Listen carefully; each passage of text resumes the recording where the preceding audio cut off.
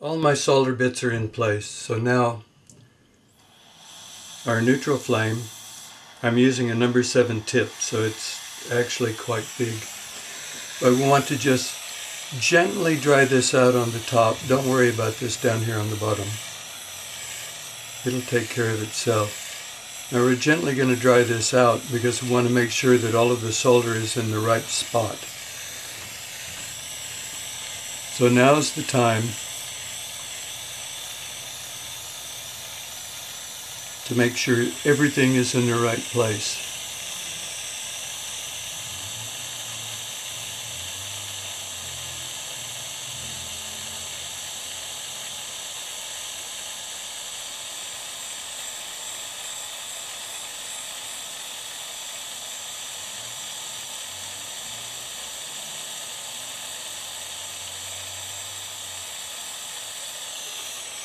Now I'm just going to heat the top edge, bounce the flame from the charcoal block onto the half round wire, and watch the flux. As the flux goes clear, we know that the solder will be close to flowing. So I'm just going to start at the end and work my way down.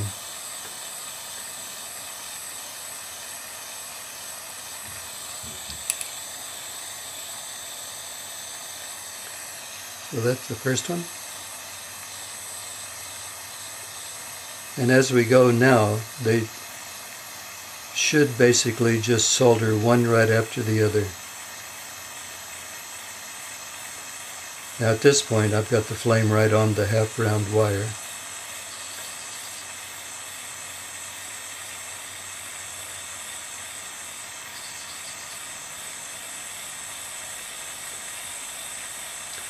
If the solder doesn't flow, don't worry about it, and don't try to force it.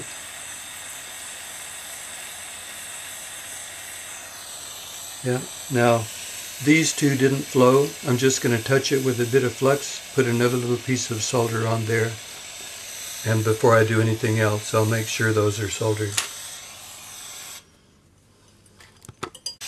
Okay, I'm happy with that. Now don't try to pry this off your block. Heat it up. Just hold a little bit of sideways pressure on it with your solder pick. When the flux becomes softened, it'll shift.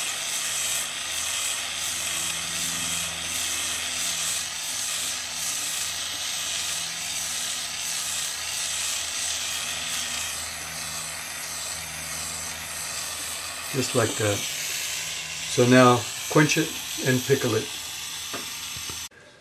Take the piece out of the pickle, dry it, have a look at all of your solder joins. If any of them are dodgy, now is the time to tidy it up. Hole mark it.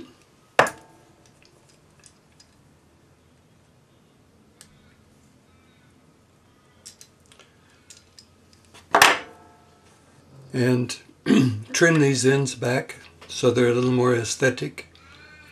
File them partially rounded, just the ends, don't do anything else. And then we're going to use our parallel jaw pliers to just grab the very end of each one, and we're going to give it a squeeze.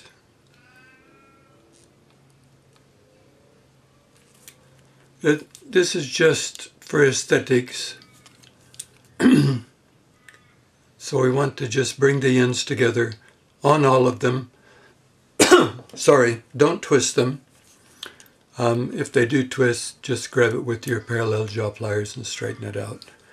So go through one at a time and just the very end.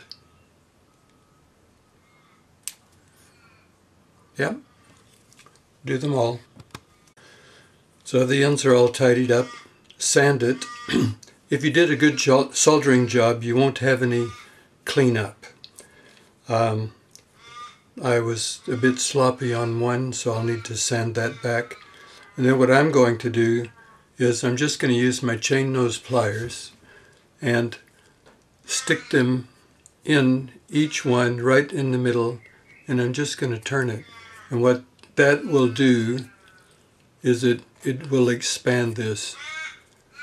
So at the same spot on each one, and what I'm wanting to do is I'm wanting these to come over and touch their neighbor.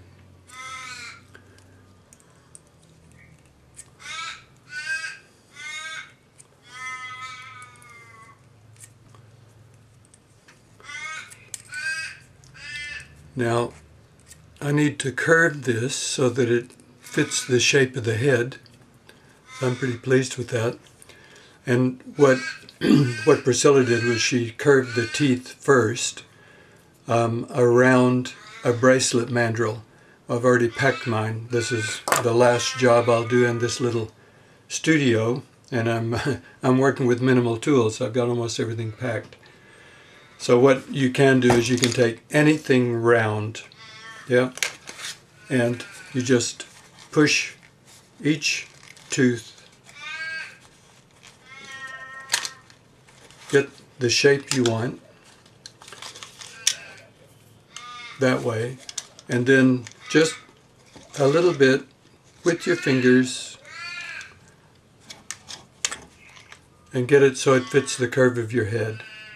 Now at this point these need to be hardened, so I would suggest that you tumble it if you have a tumbler. If you don't have a tumbler, what you can do is you can just gently planish these on a I've packed it on a steel block, and what I would do is I would take the round end of a planishing hammer and just gently go along the whole length, and that will give you the tension you need. So that's it. A nice little sterling silver hair comb, the accessory for the girl that has everything. Ciao.